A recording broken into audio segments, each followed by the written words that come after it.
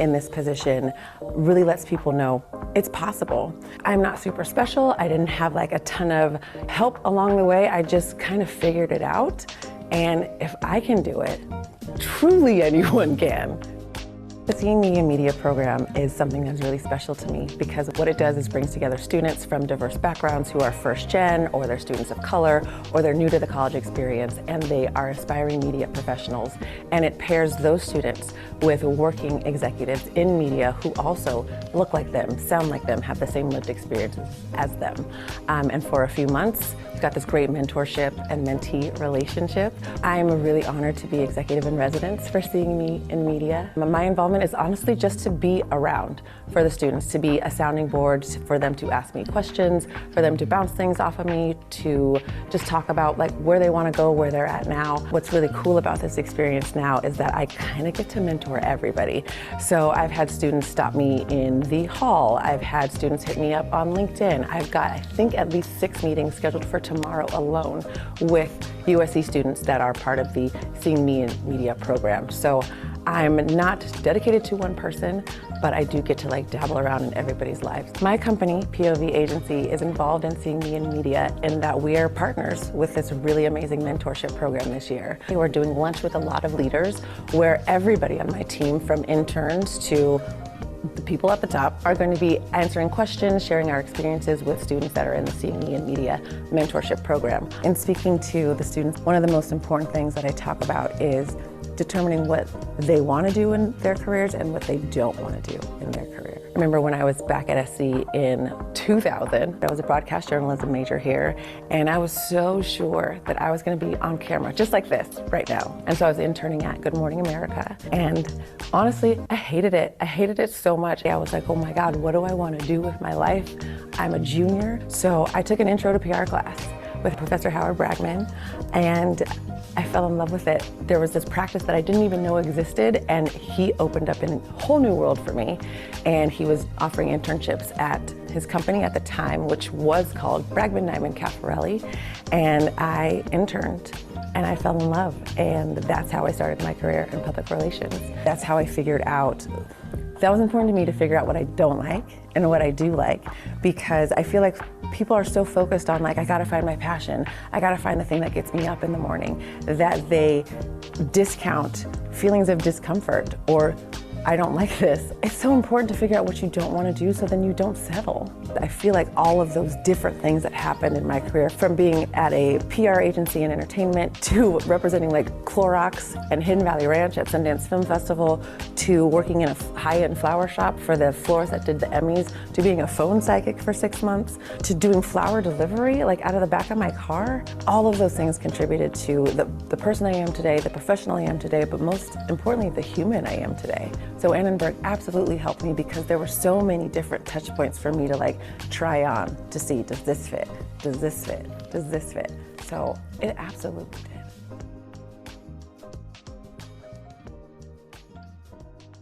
Good evening, everybody. Thank you for joining us for the March PRISM Forum here at USC Annenberg.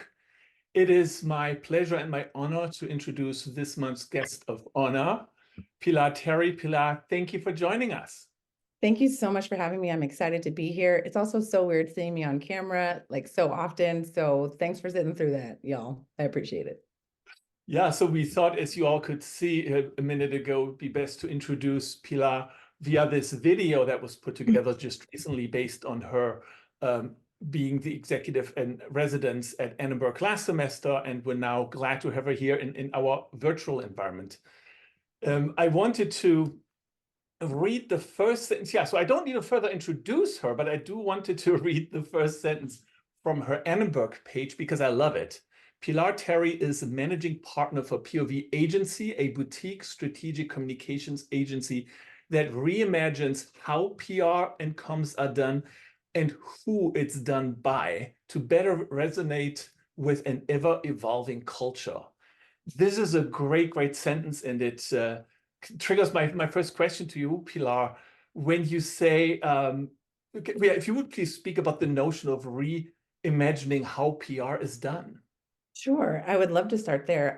Take a journey with me back 20 years to when I was graduating from Annenberg and I was just starting my career in PR. And I want to address first, like reimagining like who PR is done by, because I think that's something that we absolutely live every day at POV agency. I'm really proud to share that my agency is like 95% diverse folks coming from like different backgrounds and different lived experiences. And that kind of happened organically. When I first started my career and when I was at Annenberg, the people that were in the PR classes or the journalism classes, it was pretty homogenous, you guys. I was actually like shaken to my core in a good way when I came back on campus to be executive in residence and seeing the students that were populating the program. It was everybody from everywhere.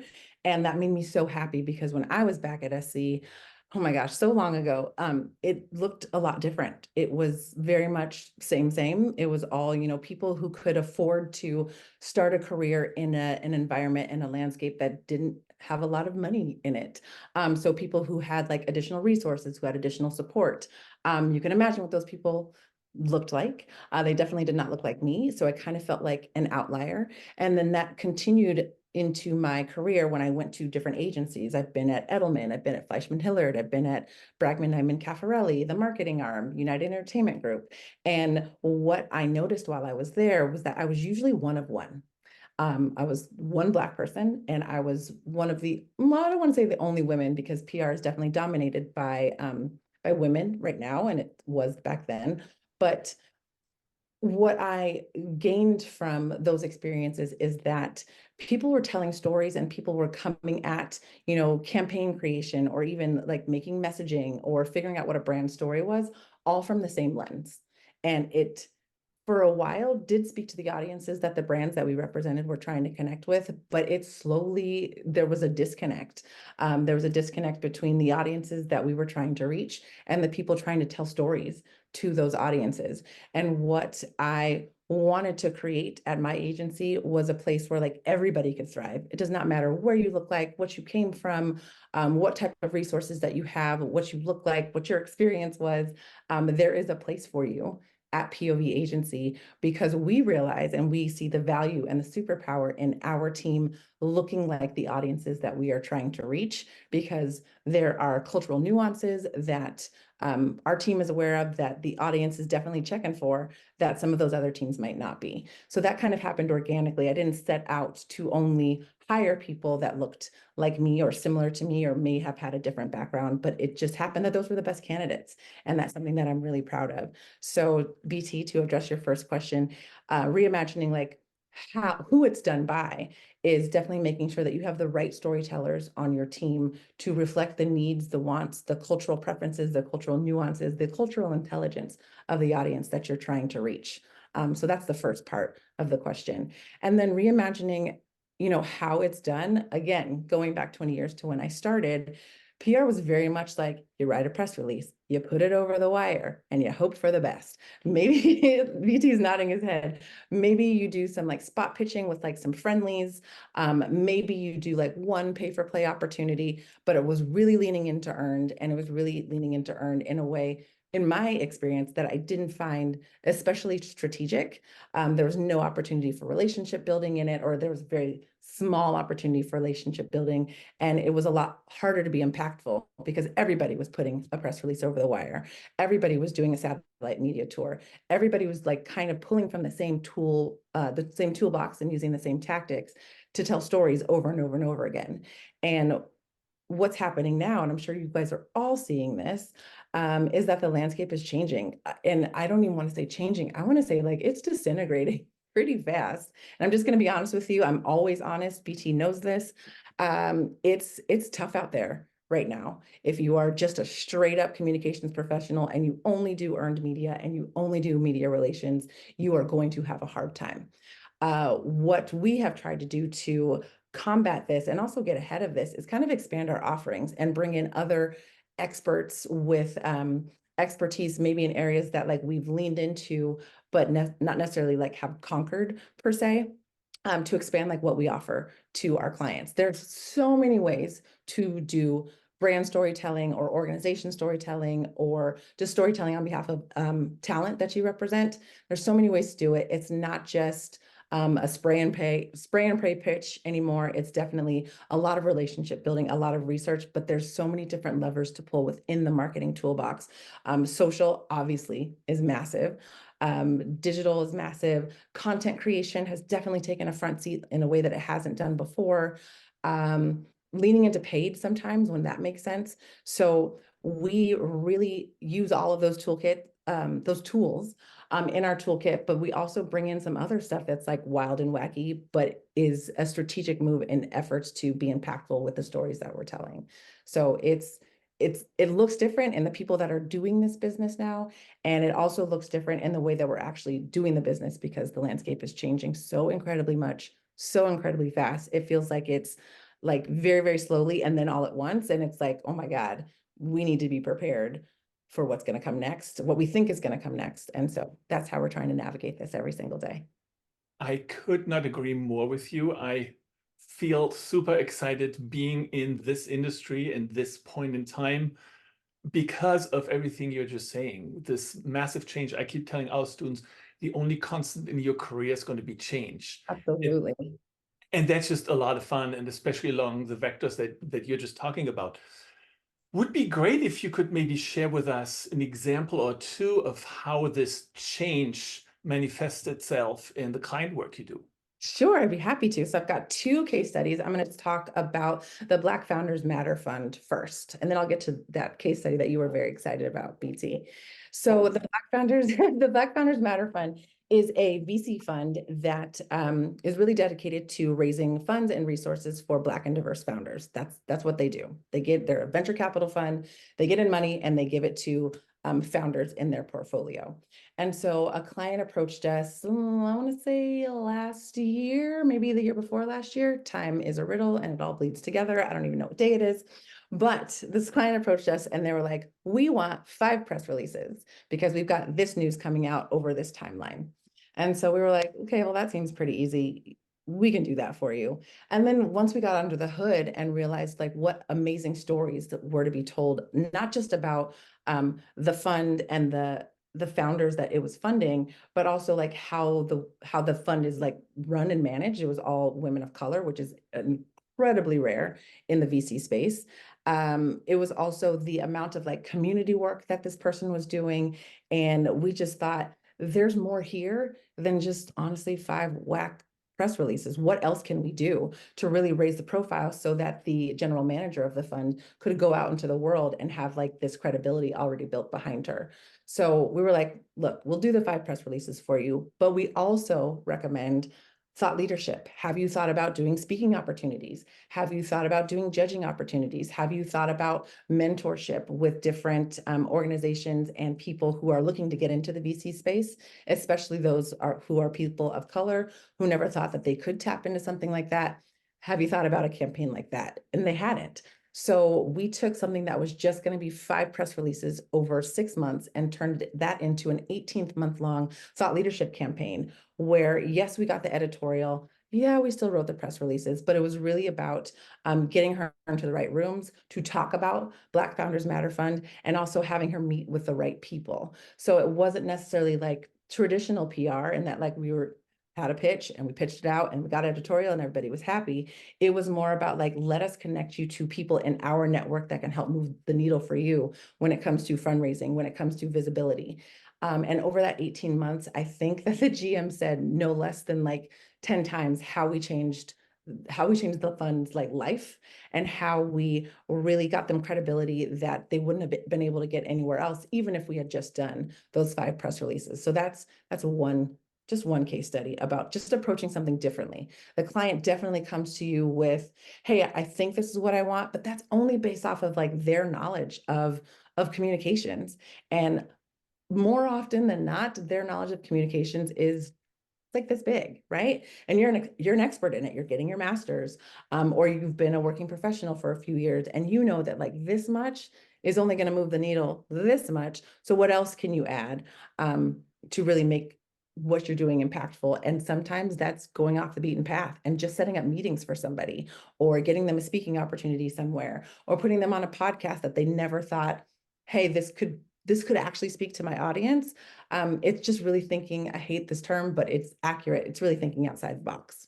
So that's my first case study. Any questions or add-ons to that, BT? Yeah, no, to me, this is just an outstanding example of what we would call client leadership. The client comes to you with sort of, they know what they want the outcome to be, and they're kind of predicting the strategy, which is 5 press releases, and you're saying, sure, we'll give you what you want, but you're only scratching the surface. We're doing so much more. So I love this one. Really great. Okay, cool.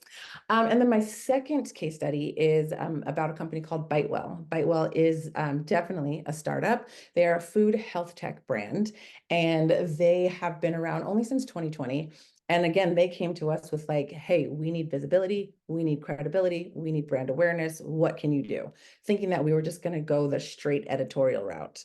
Again, we did not do that. I mean, we still did like the PR block and tackle with the press releases and the pitching around like specific client announcements.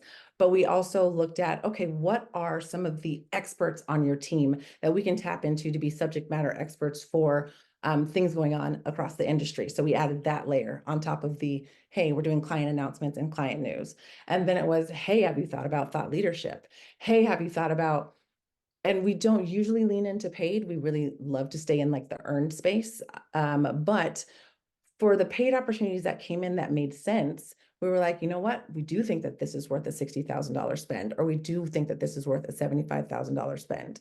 And just through those little like asking questions and being in a collaborative partnership with our client, who absolutely listens to counsel. That's another thing that's important to check for when you're looking at new client relationships. Are they going to be receptive to you, or do they just want a comms like waiter or waitress to like take orders and then go execute? That's not the type of partners that we consider ourselves to be.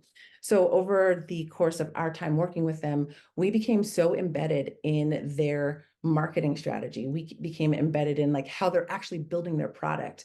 We became basically, we have a seat at the table. And I think BTU said it best. We are higher up in the comms chain or the execution chain than just like, hey, we figured out this idea. We need you to execute it and get us some press on this. It's, we're thinking of some ideas.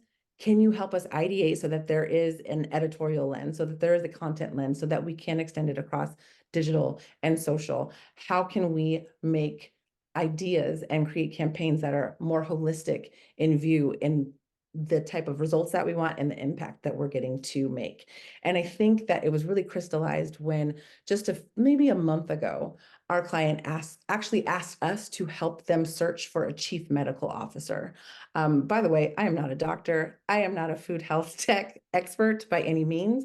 But what they were coming to us for was like, we have an idea of a person that we want to sit on our senior leadership. And we think that we know what we want them to do from from like a business strategy perspective, but we also know that this is a tool for PR and it's a tool for comms. So we actually want you to be a part of this process, because you're going to be looking for things in these candidates that we are maybe not looking for. And we were able to influence, who they ended up going out to start communications around hiring for this role, which was pretty amazing. It's not something I've ever done before, but knowing that we were so trusted with this client that they were actually like, help us hire somebody to be on our senior leadership team, it just really made us feel like we were a huge part of the process. So that's my second case study. And those two examples are things that honestly would not have happened 5 years ago, 7 years ago, even 3 years ago.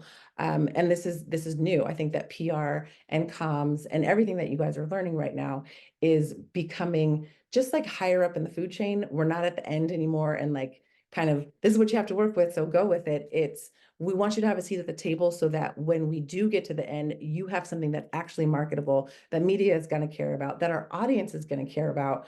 And we know that we can't make that decision without you. Again, this is a great case study. It falls into the category of choose your client wisely, which is exactly what you did. More often than not, agencies are kind of viewed as the get the busy work done people, and Totally. I've been in this industry first, of course, on the client side, on the agency side, and now in academia, but for a very long time. And everything you're saying registers. We really seem to be moving up the value chain. And the example that you gave of the agency being asked to identify a chief medical officer just talks about the strategic impact that you have with this client. And this is exactly where we collectively want to take all of our students and alums and enable them or encourage them to have this kind of rewarding career.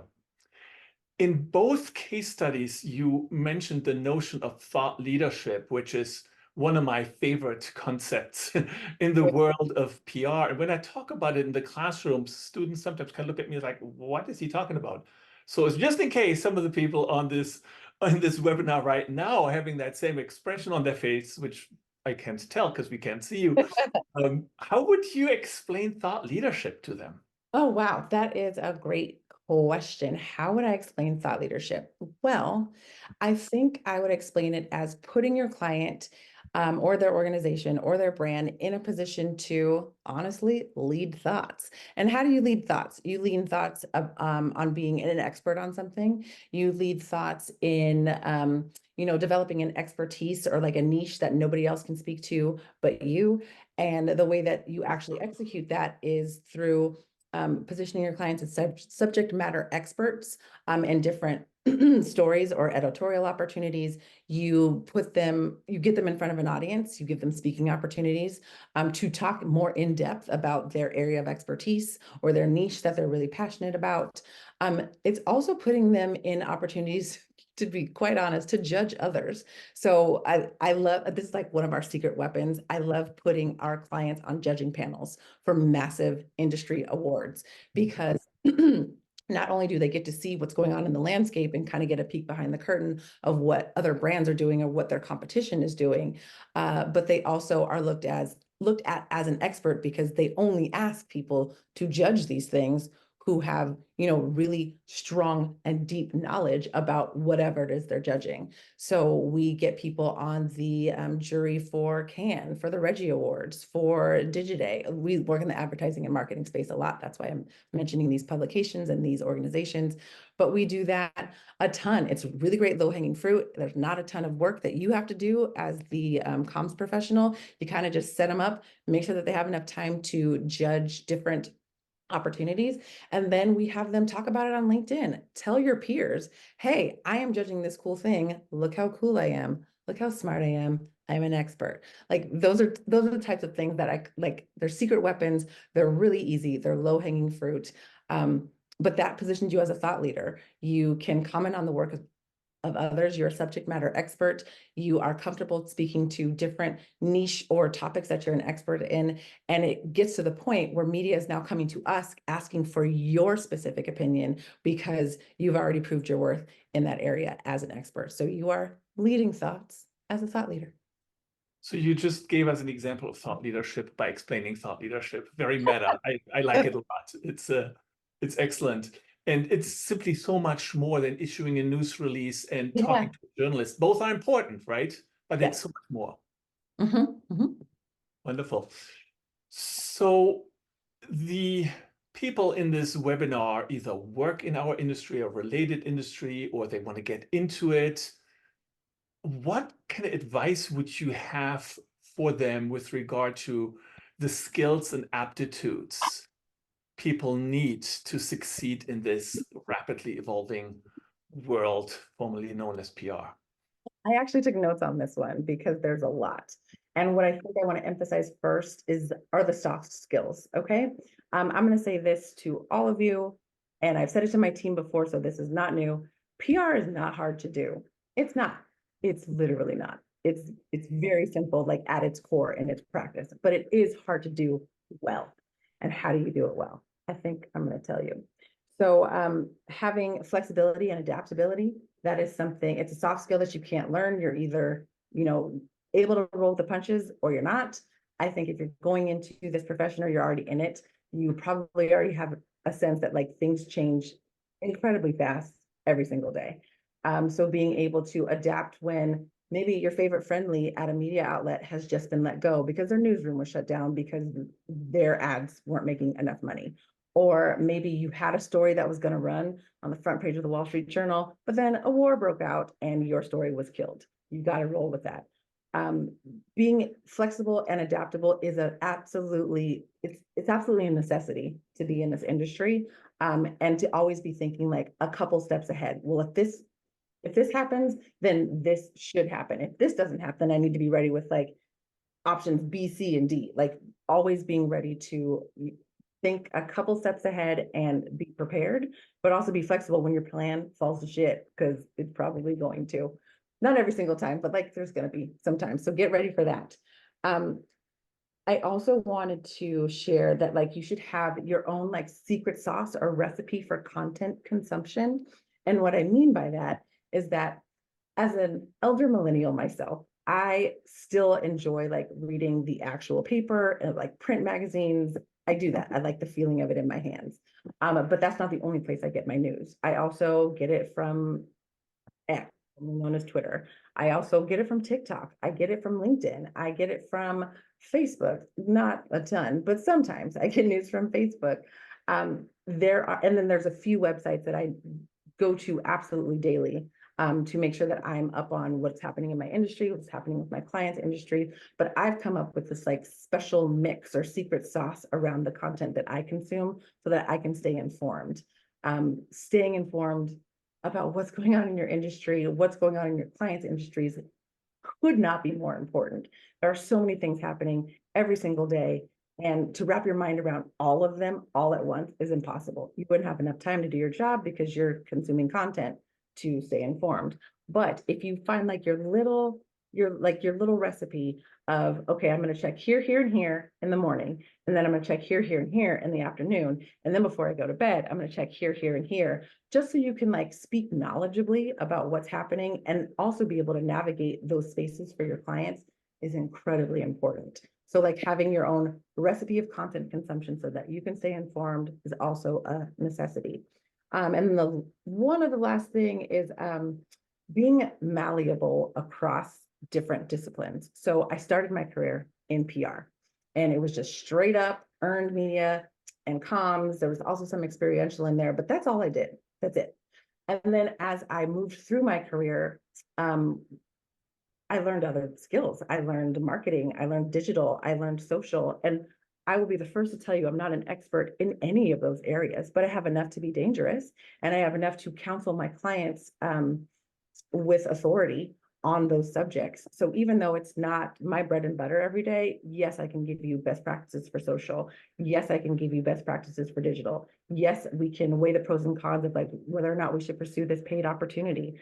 Yes, we can talk about experiential. And if you put a gun to my head, yes, I can plan an event. I don't want to, but I can.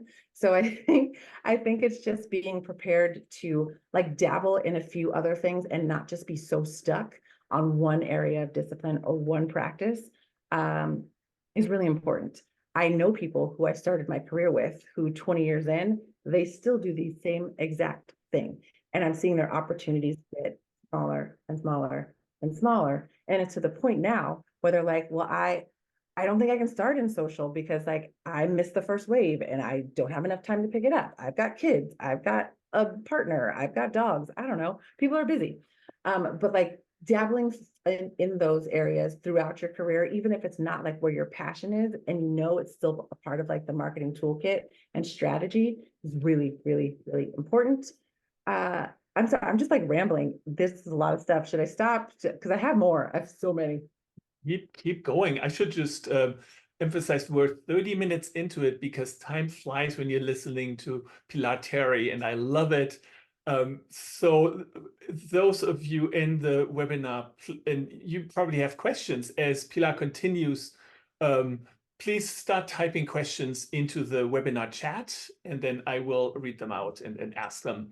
So we'll continue for at least another 15 minutes as scheduled, but we don't have a hard stop if the conversation continues. So we'll be back to you, Pilaar. And then I think my last two things, maybe facilitating different and diverse client relationships is also important. And what I mean by that is, so at POV, we work on retainer, but we also work on projects. And I feel like this business approach is helping us because I'm watching agencies that are kind of in our cohort who had like this one massive client that maybe paid them like $100,000 a month for retainer. And then when that client goes away, they're like, oh shit, what we doing? And I don't ever want to be in that position. So we've definitely had clients that have had to take a pause, or we've gone our separate ways for whatever reason, or we've just completed the project and then it's time to move on to something else. And I found that because we have diversified how we service our clients and who we service and for how long, there's less of a, oh my gosh, we've got this gap to fill. Of course, that's only an agency thing that you would have to think about if you decided to go the agency route, but that is also important. And developing like really strong relationship with your clients. They are not, I don't want to say your best friends, but like it's really important that you develop a collaborative partnership with them, whether or not and if they stay at the company that you're servicing, wonderful, you've got a brand advocate on the inside.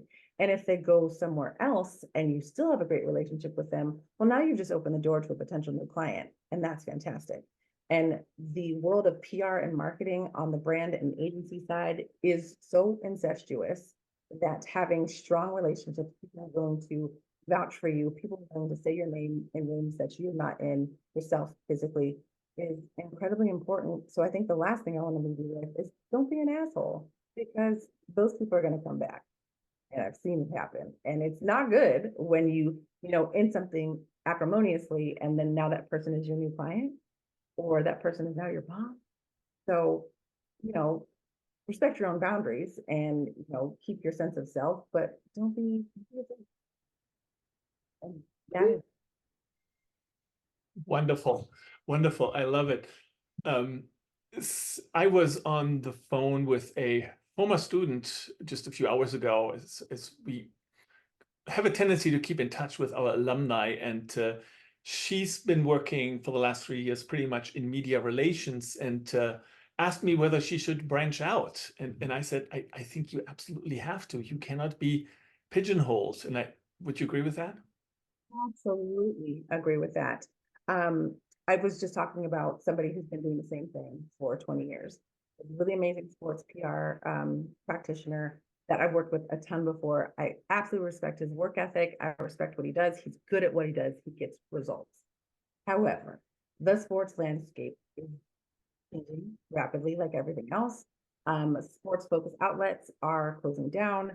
Sports beats are being closed down at dailies and like weeklies. And he's like, I'm running out of people to pitch. I'm running out of places to place my stories. And it's not because I'm not good at my job or I don't have relationships. It's just that they don't exist anymore.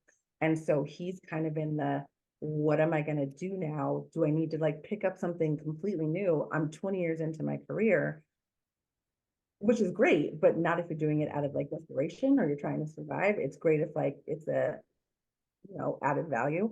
But I found that his opportunities are drying up because that is all that he does.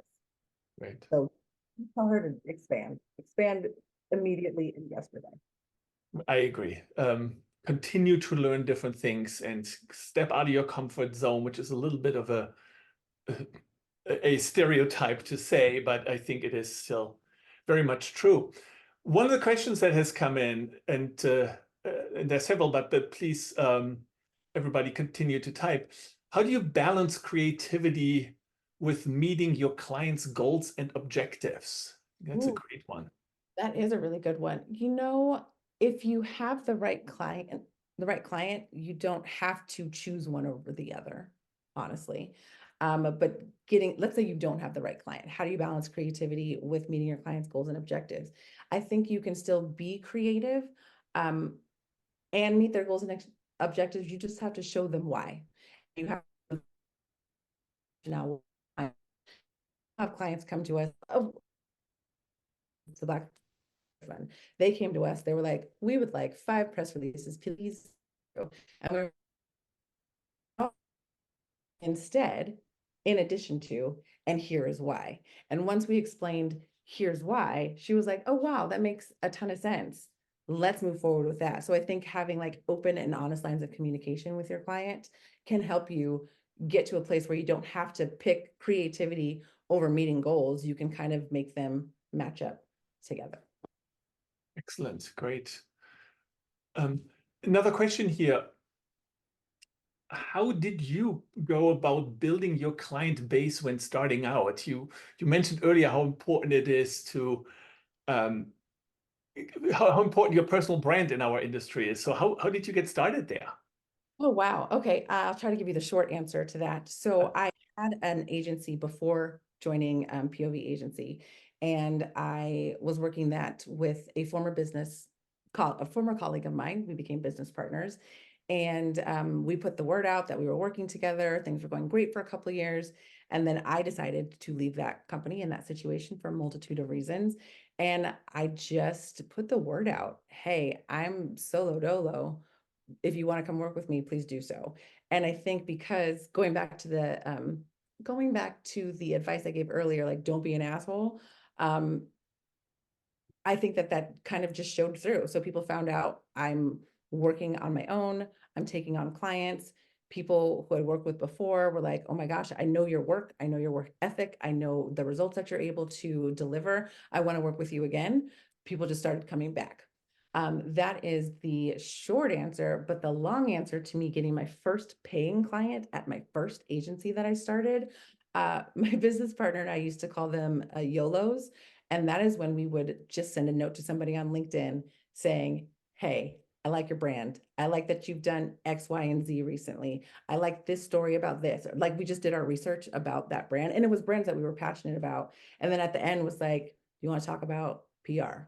So the first paying client that we got was 6 months to the day that I got unemployment. And the day that my unemployment ran out, we signed our first paying client for $10,000 a month. And it was because of a YOLO. There was a brand that I had my eye on when I was at their biggest competitor. So I had a lot of background information on them. And I was like, hey, I used to work at your biggest competitor. I've had my eye on you for a while. I really like the way that you talk to the millennial audience. I really like the way that you approach this and you approach this. Would you be interested in having a talk with us about PR support? And they were, and we signed them. So it's a mix of, I have a reputation that's established in the industry, so people knew me and they wanted to work with me, but it's also, putting yourself out there and being willing to do some research and humble yourself and say, do you need help? I can help you. Please give me money to do so. Yeah, I couldn't agree more. Really, the power of networking and your personal brand. This, at the end of the day, this is a small community. I still run into people a lot that I worked with literally decades ago, and I think this will continue. So it's incredibly important, right?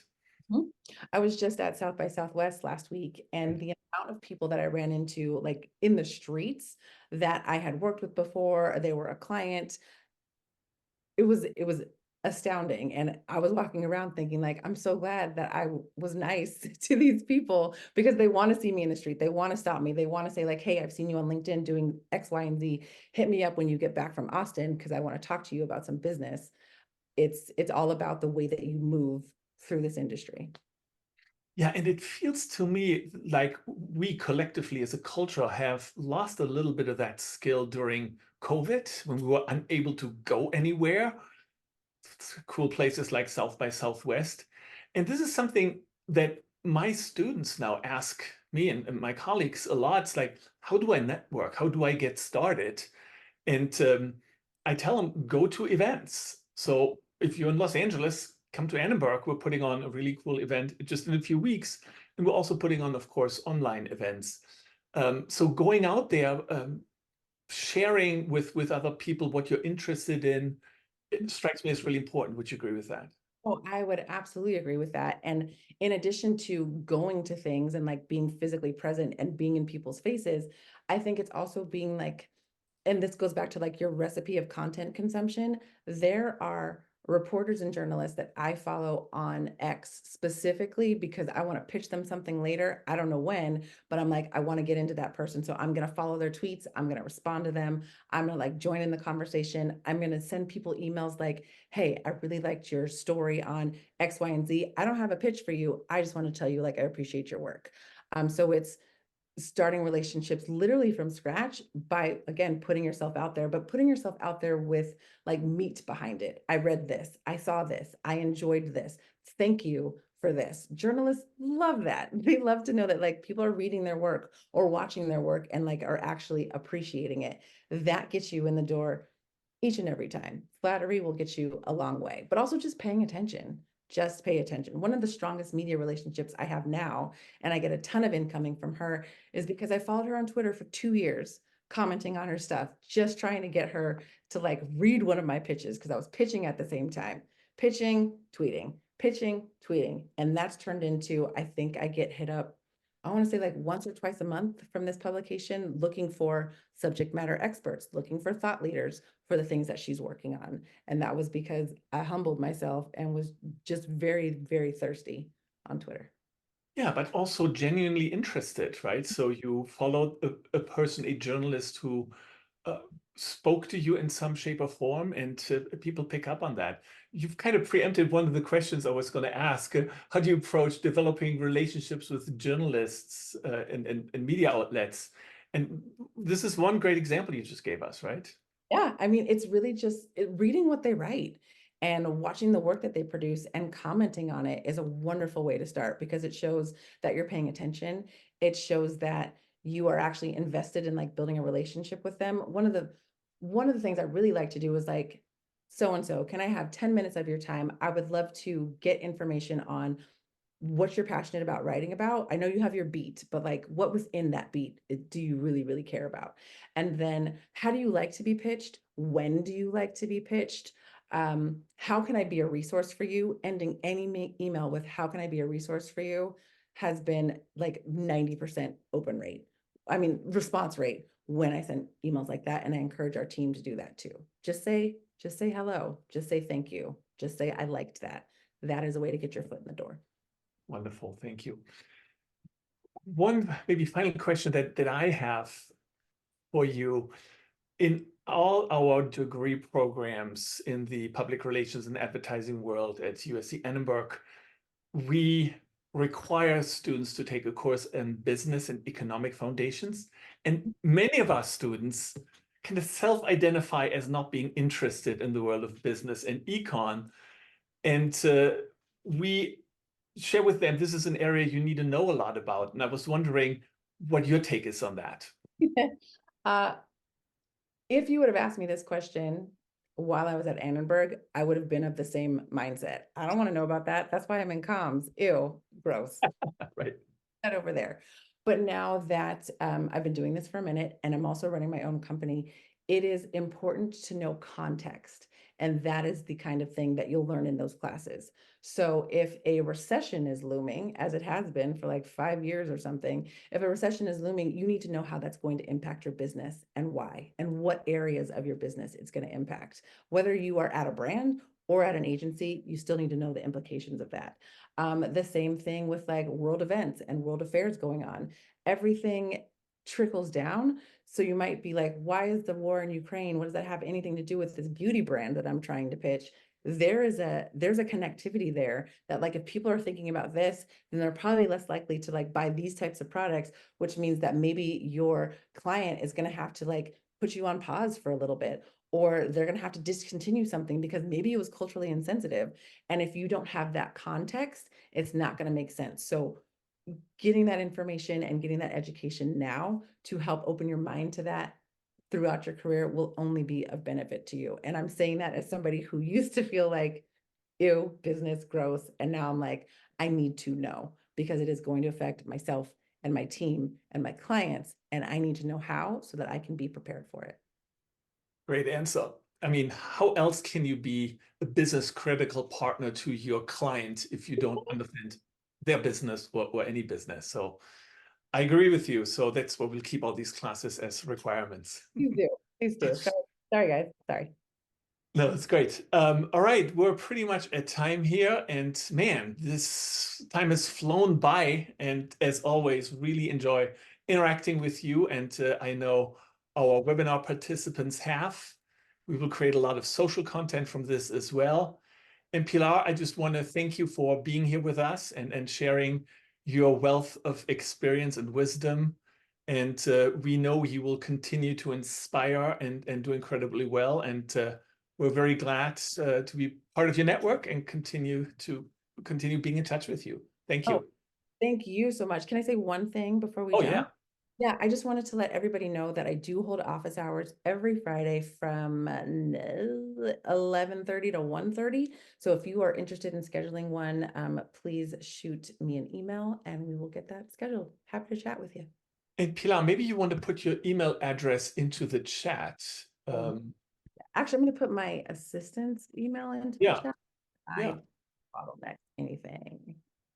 And just tell Jada that you would like to schedule office hours with me, and I will dedicate that time to you. That's very kind of you. Thank you. And I'm sure people will be taking you up on it. So great. All right, everybody. Thank you for joining us today for the March PRISM Forum. Thank you, Pilaar Terry, for being our guest of honor this month. And we will see you all next month in the next forum. Thank you. And have a good evening. Fight on.